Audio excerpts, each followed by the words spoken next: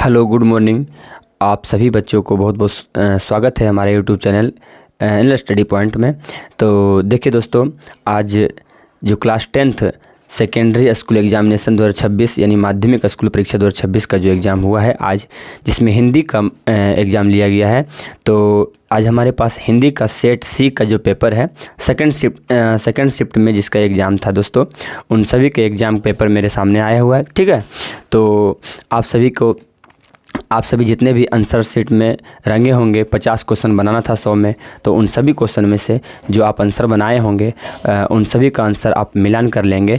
जो हम आप बता रहे हैं यहाँ पर वो सही उत्तर, इसका कौन सा क्वेश्चन का उत्तर सही है आप यहाँ पर हम बता दे रहे हैं। आप सभी जो बना करके आए होंगे आप उनसे मिला उसमें से आप मिलाएंगे और मिलाने के बाद कमेंट में करेंगे कि आपका कितना सही हुआ है। तो चलिए हम वीडियो को लंबा ना करते हुए थोड़ा सा जल्दी से हम प्रयास करेंगे कि मकान किस संज्ञा का उदाहरण है।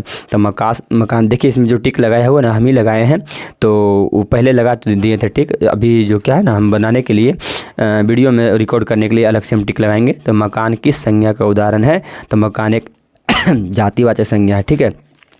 सोना किस संज्ञा का उदाहरण है? तो सोना द्रव्यवाचक संज्ञा है। दल किस संज्ञा का उदाहरण है? दल जो एक समूहवाचक संज्ञा है, तो इसका आंसर बी हो जाएगा। ठीक ना। चलिए, निम्नलिखित में से कौन सा शुद्ध शब्द है? तो शुद्ध शब्द देख लेंगे। तो अभिसिका ये नहीं, अभिसिका ये बी नंबर जो है ना, ये शुद्ध शब्द होगा। देखिए ना, जो ध्यान से देखे ना, जो गोला लगा दे रहे हैं ना, उसका आंसर मिला लिखा। सा का उच्चारण स्थान क्या होगा? तो सा का उच्चारण स्थान क्या हो जाएगा? ये तालब सा है तो ये तालु हो जाएगा। इसका आंसर क्या हो जाएगा? तालु।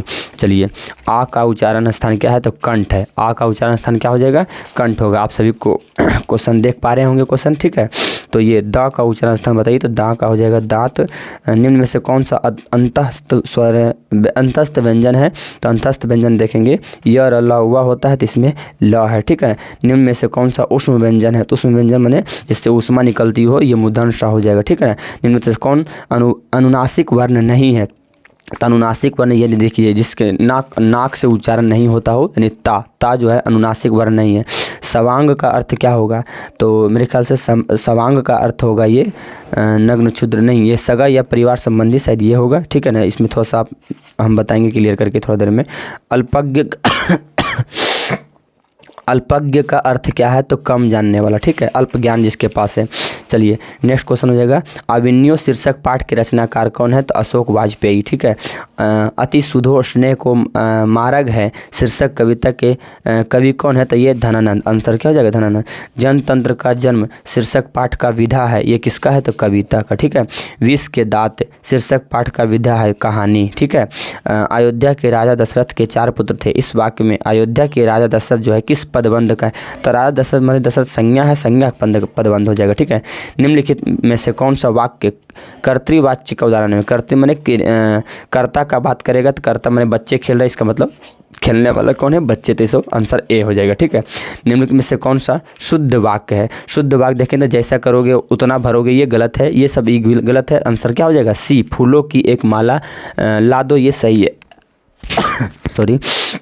नाक में दम करना किसका मुहावरा क्या है? तो ये परेशान करना। अच्छा, धरती कब तक घूमेगी शीर्षक पाठ के अनुसार होली वाले दिन सीता कैसी थी? तो ये उदास पड़ी हुई थी, यानी अनमनी और उदास थी।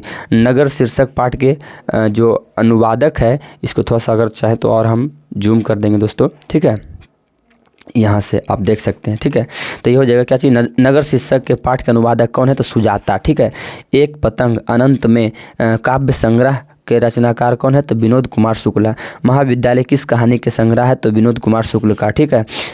किसका कहानी संग्रह है? तो विनोद कुमार शुक्ल का। डॉक्टर भीमराव अम्बेडकर का निधन कहाँ हुआ था? ये दिल्ली में हुआ था, याद होगा आपको। ठीक है। नेक्स्ट क्वेश्चन देखिए यहाँ से कि रस खान किस भाषा के कवि है? तो ये ब्रज भाषा के कवि है। ठीक है। रस खान जो है ब्रज भाषा के कवि है।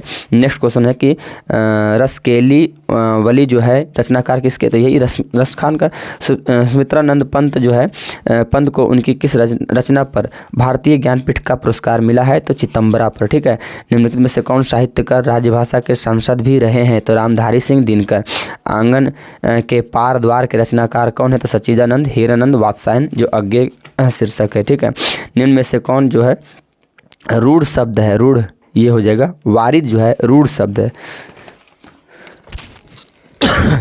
दुह प्लस गति, इसका आंसर हो जाएगा दुर्गति। ठीक है, दुर्गति ये भी है शब्द, देखिए दुर्गति ही लिखा हुआ है लेकिन सही शब्द लिखा हुआ क्या है, दुर्गति। ये उल्लंघन शब्द किसके का संधि विच्छेदन क्या है, उत जोड़ लंघन, उत जोड़ लंघन जो उल्लंघन हो जाएगा। निम्नलिखित में से कौन आयादी संधि का उदाहरण है, तो ये प्रत्यंग जो है आयादी संधि का उदाहरण है। जल प्लस उर्मी का हो जाएगा जलोर्मी। ठीक है, शाहनवाज, शाहनवाज पटना से आ रहा है, तो इसका आ रहा है यानी वर्तमान काल है। ठीक है, निम्न में से किस शब्द का प्रयोग सदैव बहुवचन, होश, होश सदैव बहुवचन के रूप में प्रयोग किया जाता है। चलिए नेक्स्ट क्वेश्चन हो जाएगा, यहाँ से देखते रहिएगा आप लोग। विवेक एक गरीब लड़का है, तो इसमें विशेषण क्या है, तो गरीब होने का विशेषता बता रहा है। ठीक है, निम्नलिखित में से कौन प्रविशेषण है, आदित्य बहुत मधुर बोलती है, यानी विशेषण की जो भी विशेषता बताता है उसे क्या कहेंगे, तो मधुर एक विशेषण है, उसका लगाया हुआ बहुत, यानी ये प्रविशेषण का। शिक्षक छात्रों को पढ़ा रहे हैं, यह क्रिया किसका उदाहरण है, तो ये इसमें द्विकर्मक हो जाएगा, इसका सही आंसर क्या हो जाएगा, द्विकर्मक। हिरोशिमा शीर्षक पाठ किस संग्रह के संकलित है, तो हिरोशिमा इन दिनों से इसका है। ठीक है, कवि कुंवर नारायण किसकी ठंडी छाँव में पल भर को बैठ जाते थे, तो ये वृक्ष की ठंडी छाँव में। ठीक है, हम तो सब फास्ट इसलिए कर रहे हैं ताकि वीडियो लंबा ना हो और आपका समय बचे, इसलिए जल्दी से जल्दी मिला करके काम कर सकते हैं आप लोग। तुर्की के महाकवि नाजिब हिकमत जो है कि कविताओं का एक अनुवाद वीरेन डंगवाल ने किस रूप में किया है, तो इसी दुनिया के, आंसर हो जाएगा इसी दुनिया में के रूप में। ठीक है, चलिए नेक्स्ट देखेंगे। अक्षर ज्ञान शीर्षक कविता के अनुसार कावित्री का बेटा कहाँ पर आकर धमक जाता है, तो आंसर इसका हो जाएगा ड़ा पर। ठीक है, नेक्स्ट देखेंगे कि लौट कर आऊँगा फिर शीर्षक कविता को किस कवि ने भाषांतरित किया है, तो इसका क्या हो जाएगा, बीरेन डंगवाल ने। मेरे बिना तुम क्या करोगे, यह इसका आंसर क्या हो जाएगा। इस प्रश्न भगवान से कौन करता है, तो भक्त करता है। दही वाली मंगवा शीर्षक पाठक के अनुवादक कौन है, तो B.R. नारायण। ठीक है, ढहते विश्वास शीर्षक पाठ में लक्ष्मी का घर कहाँ था, तो ये देवी नदी के बांध के नीचे हो जाएगा। माँ शीर्षक पाठ के अनुसार माँ को कुल कितनी संतानें थी, तो आंसर 3 हो जाएगा। कार्डवेल के तुलनात्मक व्याकरण के अनुसार मदुरई पांड्य लोगों की क्या है, तो इसका तीसरी राजधानी है, लोगों की तीसरी राजधानी है। नेक्स्ट क्वेश्चन देखेंगे 51 नंबर की। डॉक्टर भीमराव अम्बेडकर ने कितने मानवीय अधिकार एवं सम्मान दिलाने के लिए अथक संघर्ष किया है, तो इनमें से सभी को। ठीक है, किनको, तो सभी को, यानी अछूतों को भी, स्त्रियों को भी और मजदूरों को भी। नलिन बिलोचन शर्मा के पिता का नाम क्या था, तो ये रामावतार शर्मा हो जाएगा। विष के दांत शीर्षक पाठ में गिरधर लाल कहाँ रहता था, तो गिरधर लाल कहाँ रहते थे, तो अपने मकान में। ठीक है ना, अपने कहाँ रहते थे। चलिए नेक्स्ट क्वेश्चन, ये एक सेकंड देख लेते हैं। अहाते के एक कोने में, इसका आंसर सही क्या हो जाएगा, ये सी हो जाएगा। ठीक है ना, सी हो जाएगा। डॉक्टर भीमराव अम्बेडकर का जन्म कब हुआ था, तो भीमराव अम्बेडकर का जन्म 1891 ईस्वी में हुआ था। चलिए देखिए, यह भारत को पहचान सकने वाली दृष्टि की आवश्यकता, यह कथन है मैक्स मूलर का। ठीक है, चलिए देखिएगा। नाखून क्यों बढ़ते हैं शीर्षक पाठ में लेखक का कौन सा दृष्टिकोण प्रकट हुआ है, तो मानववाद, ये आंसर क्या हो जाएगा, मानववादी दृष्टिकोण। ठीक है, चलिए देखेंगे। किन राजाओं के शासनकाल में पहल वेदों की लिपिबद्ध किया गया था, तो वेदों को लिपिबद्ध मौर्य काल राजाओं में। ठीक है, मौर्य राजाओं के शासनकाल में। अच्छा, अखिल भारतीय कहानी प्रतियोगिता में लेखक अमरकांत की कौन कहानी पुरस्कृत हुई है, तो आंसर क्या हो जाएगा, ये जिंदगी और जोक। ठीक है, 19वीं सदी में किसने अपनी स्वाधीनता के लिए लड़ने वाले यूनानियों को प्राचीन संस्कृति से उनकी एकात्मकता की पहचान कराने में बड़ा परिश्रम किया है, तो आंसर कौन हो जाएगा, सेली और वायरन ने। ठीक है। अच्छा, पंडित बिरजू महाराज का जन्म किस घराने में हुआ है, तो लखनऊ के घराने में। चलिए देखिए, जिसने चित्त किसी विषय में दिया है के लिए एक शब्द कौन सा होगा, तो दत्तचित्त। ठीक है, चलिए नेक्स्ट देखेंगे। सौम्य का विलोम शब्द कौन होगा, तो ये उग्र होगा। सौम्य का विलोम शब्द उग्र होगा। हास्य का विलोम शब्द क्या होगा, रुदन होगा। संधि का विलोम होगा, विग्रह होगा। नया का पर्यायवाची क्या हो जाएगा, तो अभिनव हो जाएगा। ठीक ना। निम्न में से कौन, मेघ का पर्यायवाची शब्द अरविंद हो जाएगा। ब्राह्मण का पर्यायवाची शब्द द्विध हो जाएगा। ठीक है। प्रतिदिन किस समास का उदाहरण है? तो अव्ययी भाव समास का उदाहरण है, ठीक है, प्रतिदिन। चंद्रमुख किस समास का उदाहरण है? तो कर्म को धारण किए हुए। निम्नलिखित में से कौन जो है द्विगु समास? द्विगु समास मतलब जिसके फर्स्ट में किसी संख्या का बोध हो, दोपहर। अच्छा, निम्न में से कौन बहुव्रीहि यानी चक्रपाणी जो चक्र को धारण किए हुए, ठीक है। अच्छा, प्रमोद में कौन सा उपसर्ग? तो प्रा हो जाएगा।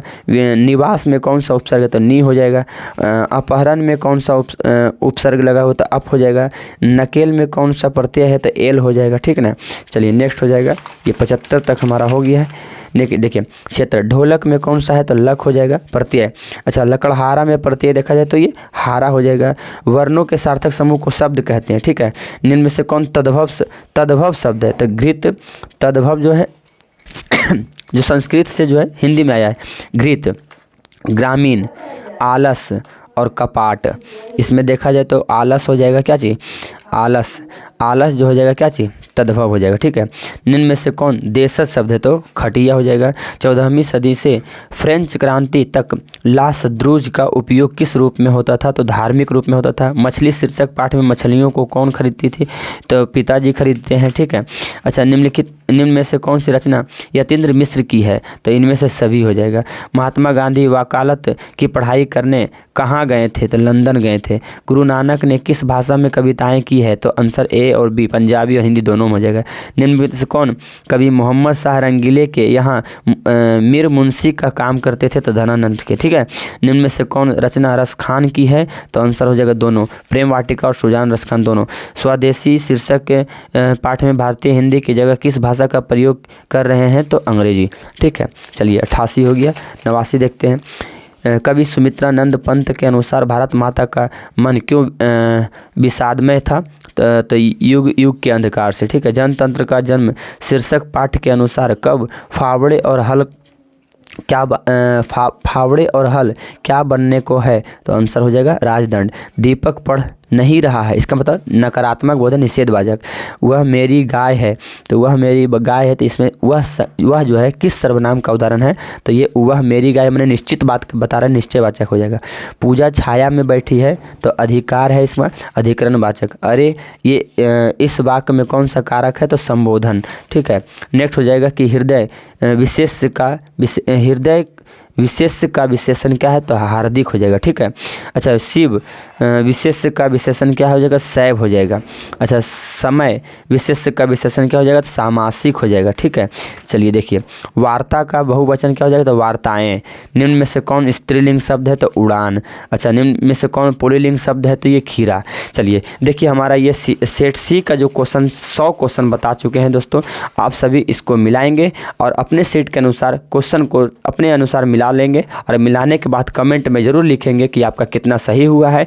उस अनुसार से आप आंकड़ा लगा सकते हैं कि हमारा इस हिंदी का चैप्टर में यानी हिंदी का सब्जेक्ट में मेरा कितना नंबर आ सकता है। क्योंकि आप सब्जेक्टिव बनाए हैं तो आपको पता होगा कि मेरा सब्जेक्टिव कितना सही होगा और कितने क्वेश्चन का आंसर आप सही दे चुके हैं। तो उस अनुसार से नंबर आप जोड़ करके आंकड़ा लगा सकते हैं कि मेरा नंबर कितना आने वाला है।